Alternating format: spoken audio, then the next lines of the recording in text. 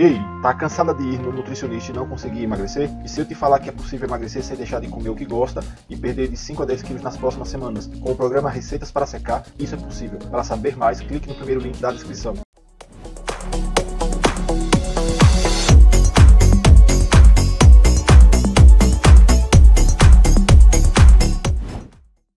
Como é que a tua área da ciência lida com a área da Maria da ciência?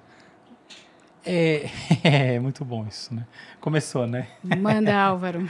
Então, na verdade, eu nem sei mais qual é a minha área da ciência, tá? Eu acho assim, ao longo dos últimos anos, eu fui cada vez mais achando importante estar num campo que eu entendo como multidisciplinar.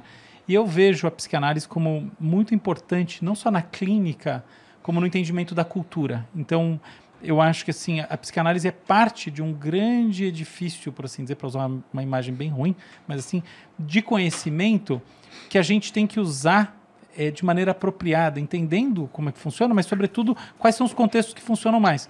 Então, eu falo isso por quê?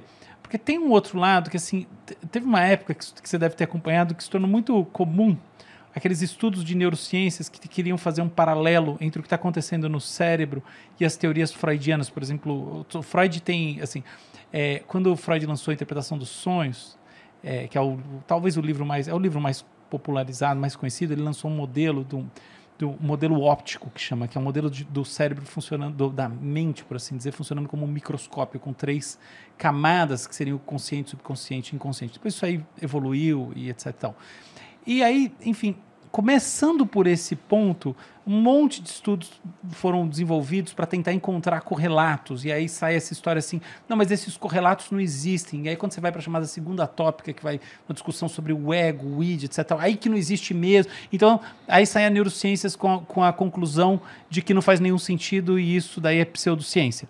Eu acho que, nesse caso, os neurocientistas que fizeram esse caminho e chegaram nessa conclusão se equivocaram profundamente com o sentido do que eles deveriam estar fazendo, que não é encontrar correlatos cerebrais desse tipo de entendimento, mas sim zonas comuns, cada uma por um caminho conceitual, para que lá na frente as coisas se somem, tal como, por exemplo, a psicanálise e vários estudos de orientação mais antropológica, mais as ciências sociais de maneira geral, se encontram também das ciências políticas e assim por diante. Então, é mais ou menos assim que eu vejo. Houve alguns equívocos no meio do caminho, mas eu acho que hoje a situação está mais pacificada. Como você vê, Maria? Além do fato de que tem outros estudos, mesmo nas neurociências, que corroboram vários dos conceitos freudianos e lacanianos e de psicanálise inglesa e tal. Porque, assim, que tem inconsciente, isso tem, né? Então, o que era bombástico na virada do 19 para o 20, hoje a gente sabe que, para você entender eleição, você tem que entender que o sujeito não é racional para votar. E que tem o eu que ultrapassa o eu consciente. Sim. Então, é bem isso que você falou mesmo, Álvaro. Como é que a gente vai achar confluências? E tem congresso, você deve saber, e tem revistas de neuropsico, sim, né? Claro. De neuropsicoendócrino. Então, tem uma área... porque assim, você viu essa história que tem neurônio no intestino? Só para radicalizar, né? Então, assim, faz sinapse. Então, o que é a mente? Será que a mente está na tua barriga? Sabe? Por isso tem uns caras que só falam merda. Agora a gente entendeu piadinha tudo, obrigatória, né? mas foi bom o timing. Eu acho que você tá certa. E claramente a mente é um conceito do corpo estendido, não só o corpo como um todo, que a gente tem terminações nervosas na pele do corpo como um todo e assim por diante, como o corpo estendido também no ambiente, né? Então, por exemplo, o Ulisses usa um caderno. O caderno é uma extensão do hipocampo, né? Ele usa para registrar, pelo menos no caso dele, ele usa para registrar coisas, então como uma extensão da memória de longo prazo do cérebro dele. Outras pessoas, ou em outras ocasiões, ele usa o caderno para refletir sobre alguma coisa e chegar a conclusões. Então ele funciona já mais como um processador, como um córtex pré-frontal, derivando ideias e assim por diante. Então o conceito de que a mente se encerra onde na frente, na interface do corpo, é um conceito bastante limitado. A gente usa a realidade de maneira a enfim, complementar o nosso sistema orgânico do ponto de vista do seu processamento cognitivo-comportamental, do ponto de vista biocomputacional, e assim a gente faz do mundo a nossa consciência e também o nosso inconsciente. A gente anda com o cérebro por aí na mão, né? Celularzinho, Exato, né? Celular. Mas eu uso o caderno, eu vejo como recurso de memória mesmo. O que eu escrevo, ele vai para um lugar da memória que não é o mesmo se eu fizer uma anotação no celular, por exemplo. É incrível isso, é interessante, né? assim. Sim. Porque pra mim também funciona escrever, pôr no papel. Tem umas horas que eu vou, sei lá, esse texto aqui que eu tô pensando, ou essa pesquisa que eu tô fazendo, eu vou colocar no computador, e pra mim também não funciona igual. E eu não consigo explicar por quê, não sei qual que é a razão pra isso. Eles podem explicar pra gente, porque, por exemplo, o que acontece comigo? Quando eu anoto, eu fixa mais na minha memória. É quase um aprendizado, porque eu estou anotando coisas ali que você está dizendo, ou eu vou querer pesquisar depois, então eu vou... Agora, quando você digita, parece que tu está tirando do cérebro e botando pro papel ali pro computador. Sabe que tem a coisa do traço, né? Álvaro sabe disso melhor que eu, essa conexão olho-mão é um reflexo básico do bebê, né? É exatamente então, isso. Sabe exatamente o bebê isso. que pega e tem que botar o mordedor? Você que teve meninas, assim, a gente teve filho, bota assim na boca. Então, essa conexão, isso é basal, é o começo da vida. Olho, boca, mão e cérebro. Aí eu preciso de uma coisa gráfica, espacial. Então, adoro dar aula de lousa. Se tem uma lousa perto de mim, eu vou para a lousa. Agora que não tem muita lousa, que está acabando, a gente está aqui, aí eu vou fazer um curso na internet e tal, eu já percebi que se me prende a mão, eu não consigo raciocinar. Então, eu fico fazendo esquemas no ar, sabe? Eu falo, gente, olha aqui, ó, eu, ideal de eu. Captou? Tem sempre essa distância. Você, o seu avatar, ele é aqui subsumido, subjugado pelo algoz, que pode ser o ideal de eu, que pode ser o super-eu. Pode ser um superego que te ajuiza, te julga o tempo inteiro. Aí depois você inverte, porque é gangorra. Aí eu fico fazendo... Meu filho me imitando é ótimo. Eu tenho um quadro negro. Quer dizer... A luzinha, né? Acho que não pode mais falar quadros negros, né? Enfim. Eu tenho quadro... Não, acho que pode. Daqui a pouco a gente pega esse assunto espinhoso ou a gente pula. Enfim, aí saiu vocês sem me querer. digam Eu aí. tenho um quadro... Que, aliás, eu estou passando muito isso no livro da Flor de Lis. Porque aí todas as pessoas falavam, ela fazia magia negra. Pô, não pode mais, eu vou trocar pelo quê? Que algumas coisas você troca, né? Mas, enfim, eu tenho um quadro, uma lousa, que não é de giz, é daqueles... De caneta? De caneta, tipo um marcador. É um gel. Que eu tô ali escrevendo, aí eu lembro de uma coisa, isso eu não vou contar agora, porque segue na cronologia.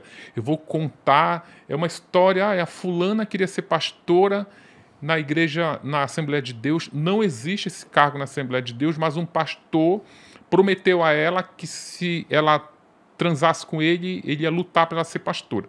Mas essa história é horrível, eu não vou contar agora, que na cronologia não cabe. Aí eu levanto, anoto. Não esquecer de contar, ou então eu só vou lá, fulana quer virar pastora. Anoto ali, volto para escrever, que aí vai ficando ali. Tipo, a menina marcou, olha, flow tal dia. Eu vou lá, anoto, que é uma... O que acontece é que a área do cérebro que a gente usa para fazer o gesto, que é o córtex motor, ele está ligado a uma outra área chamada pré-motora, que é uma área de planejamento motor. E a área de planejamento motor é uma área cognitiva. Então, quando você faz o movimento, você planeja o gesto de escrever, não é tanto escrever quanto planejar o gesto de escrever, você cria como se fosse uma cápsula de entendimento que ajuda na fixação e aumenta a quantidade de neurônios em atividade naquele processo de produção intelectual em ato.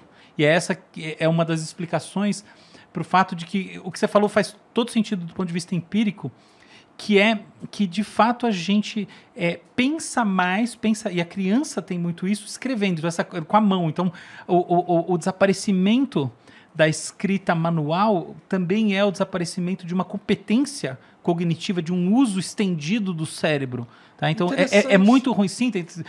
Há uma perda, de fato, no processo, não só assim na criança como no adulto. Tá? A gente lembra menos quando digita. Então, dito tudo isso, eu não faço nada dessas coisas. Eu deito, inclusive para escrever meus artigos, paper científico, o que for. Eu simplesmente deito na cama e olho para o teto e eu fico olhando para o teto e ponto final. Eu dou aula sem nada e isso faço tudo sem nada. Assim. E isso está se perdendo, né? Porque as escolas hoje em dia, as crianças levam Mas laptop, peraí, você está tablet. mais produtivo ou menos, então, Álvaro? Não, eu desde sempre fui assim. Na escola eu nunca tive um caderno. Eu fiz tudo na minha cabeça. Eu não gosto. Você não levava caderno? Não. Nem E o planejamento do pré-motor? E agora? Então, exatamente. Eu E a sei que professora tudo isso é deixava? verdade. Eu sei que isso tudo é aí. verdade, mas eu nunca gostei. Inclusive, eu não gostei. Minha letra é uma coisa radicalmente ruim, assim. Não dá nem pra ler. É isso aí. Mas a sua professora deixava, tipo... Deixava. A prova você escrevia, né? A prova eu escrevia. Mas, Álvaro, você tá dizendo... Mas essa parte não é importante. Vamos pra... Não, você tá Não, eu dizendo achei que- curioso isso. É maluco mesmo. Mas o Álvaro é diferente, cara. Você tá dizendo Você tá falando sobre o lance do pré-motor. Motor Motor é da predispõe atividade motor. Você se Mecânica. mover e tudo Exatamente, mais. é o né? ato de escrever. Mas assim, você falou que o planejamento é uma parte talvez Isso. mais importante. Pô, quando eu tô digitando, eu não tô planejando o que eu tô digitando. Então, aí que tá. Como você... olha só, tem uma diferença que é o seguinte. A escrita chamada cursiva, que é aquela que a gente faz com a caneta, ela envolve um processo mais lento, tá? Em que você, naturalmente, cria um descompasso maior. A curiosidade é que tem a ver com descompasso, tá? Com a simetria temporal. Então, você cria um descompasso maior entre o processo de escrever e o processo de pensar. Entendeu? Enquanto você está com os dedos no teclado, você vai muito mais rápido e, portanto, esse descompasso é menor. É o processo de armazenar a informação para você escrever cursivamente nas áreas premotoras do cérebro e também em outras áreas, como o hipocampo, etc. Tal, que ajuda nesse pensar estendido, tá? Que aumenta a quantidade de neurônios disponíveis para esse processamento cognitivo. Então, essa é a vantagem. É a lentidão da coisa que faz você pensar melhor. Tanto que, por exemplo, o caso extremo do outro lado, do lado da digitação, são esses dispositivos de voz. Então, por exemplo, eu comecei com um computador novo ontem, e ele tem um dispositivo, é um Mac desse novo, e o dispositivo de voz, deu para atualizar o sistema operacional, na verdade é isso, não é o Mac, e o sistema operacional novo, ele fica muito bom. E aí eu comecei a digitar, falar rapidamente um texto, por exemplo, eu já tive 2 programas hoje, 2 eventos. E aí, pro da manhã, eu fiz bem rapidinho, 7 da manhã, e o negócio fluiu assim maravilhosamente naquele troço. Você fala, ele escreve. Você fala, ele escreve quase sem erro nenhum. Pontuando, inclusive. Não, você fala ponto, né? Você fala parágrafo, essas coisas, mas é claro que sim. Eu não tenho inteligência artificial para estruturar o texto sintaticamente, porque isso, inclusive, não Mas o celular tem isso, o WhatsApp tem a função do microfonezinho lá. Sim, sim. Mas o resumo da ópera mas, cara, é que desculpa, mas isso é...